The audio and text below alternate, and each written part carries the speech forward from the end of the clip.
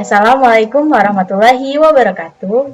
Perkenalkan, nama saya Meliana Rahmawati dari Prodi Akuntansi dengan NIM 030 2523 dan di sini saya akan mereview mengenai akuntansi syariah. Di sini, saya akan membahas pasar modal. Pasar modal terbagi menjadi 4 loh.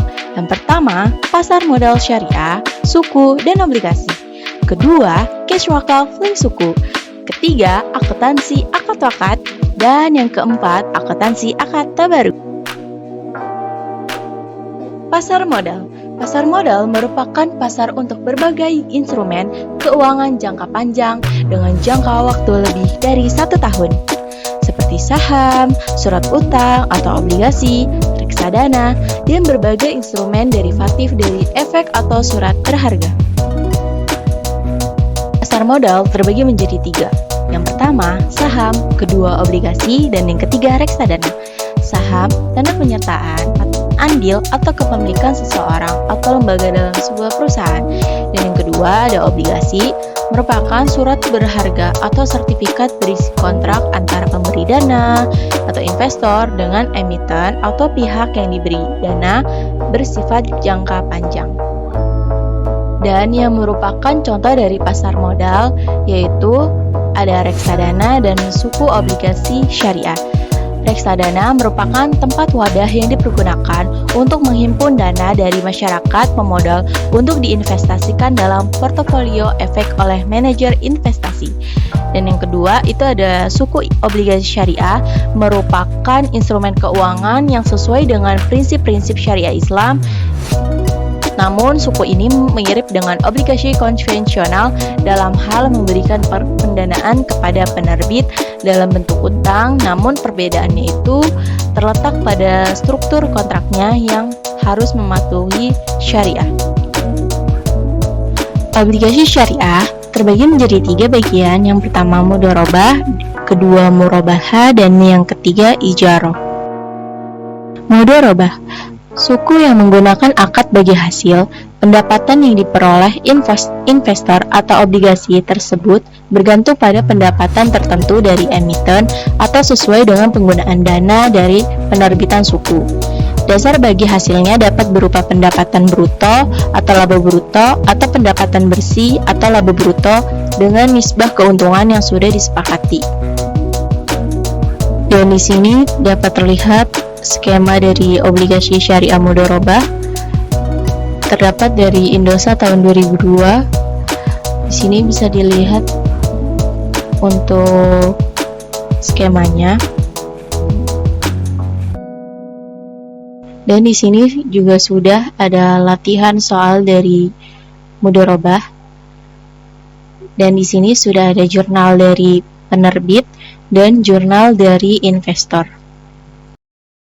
Dan terdapat juga neraca dari mudharabah dari soal yang pertama dan jurnalnya penerbit, dan ada juga jurnalnya dari investor. Suku murabaha, suatu akad yang dijalankan menggunakan instrumen jual beli dengan mengambil keuntungan. Dan murabaha adalah prinsip yang diterapkan melalui mekanisme jual beli barang secara cicilan dengan penambahan margin keuntungan bagi bank. Dan di sini tertera skema murabaha. Yang pertama di sini tuh ada negosiasi dan perjanjian, dan yang kedua ada beli barang, dan yang ketiga ada akad murabaha, dan yang keempat ada penyerahan barang kepada pembeli, lalu ada pembayaran angsuran. Berikut akad ijarah. Di sini terdapat skema obligasi syariah ijarah atau manfaat dijual kepada end user. Di sini ada urutan dan ada skemanya, dan yang pertama itu ada akad ijarah, yang kedua ada akad wakalah dan kafalah, ketiga menjual manfaat atas nama pemodal, dan yang terakhir berikut ada hak atas manfaat.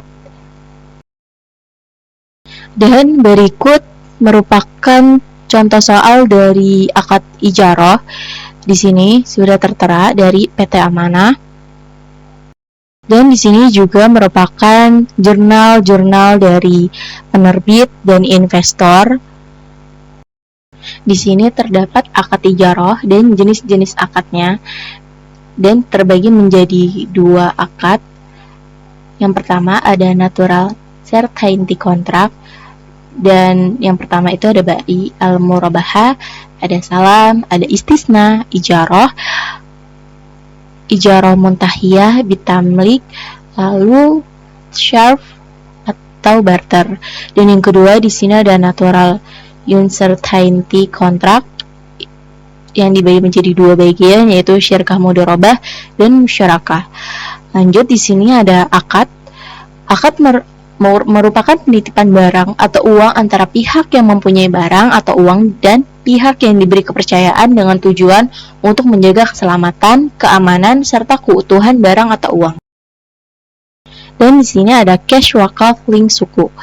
Terdapat akad tabaru dalam akuntansi syariah. Akad tabaru adalah sebuah konsep dalam akuntansi dan keuangan syariah yang merujuk pada kontrak atau kesepakatan yang berbasis pada prinsip kedermawanan dan saling membantu tanpa adanya tujuan komersial atau keuntungan pribadi. Dalam bahasa Arab, tabaru berarti sumbangan atau derma. Di sini terdapat manfaat tabaru.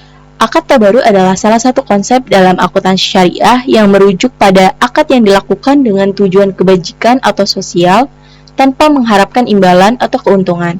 Dan akad tabaru banyak digunakan dalam asuransi syariah atau takaful.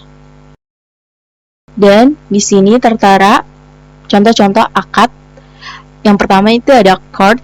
Akad qard adalah akad pinjaman yang diberikan oleh satu pihak kepada pihak lain tanpa mengharapkan imbalan atau bunga. Jadi dalam akad ini, pihak yang meminjamkan hanya mengharapkan pengambilan pokok pinjaman saja. Dan yang kedua itu ada ran. Ran adalah akad gadai dalam hukum Islam, di mana satu pihak menyerahkan barang berharga kepada pihak lain sebagai jaminan atas pinjaman. Jika pinjaman tidak dilunasi, pihak yang memegang jaminan berhak menjual barang tersebut untuk menutup owner operator. Dan berikut di sini ada skema dari akad qard. Yang pertama itu ada akad, yang kedua ada pemberian utang, dan yang ketiga itu ada pengembalian. Lanjut, di sampingnya di sini ada skema dari akad ran. Pertama akad transaksi tersebut, dan yang kedua ada pemberian hutang, dan yang ketiga ada penyerahan marhun. Hawalah adalah pengalihan utang dari orang yang berhutang kepada orang lain yang wajib menanggungnya. Dan selanjutnya ada wakalah, adalah akad yang memberikan kuasa kepada seseorang atau wakil untuk bertindak atas nama orang lain atau mewakili dalam hal-hal yang diizinkan. Dalam wakalah, seseorang menunjuk pihak lain untuk melakukan suatu tindakan atau mewakili dirinya dalam suatu urusan.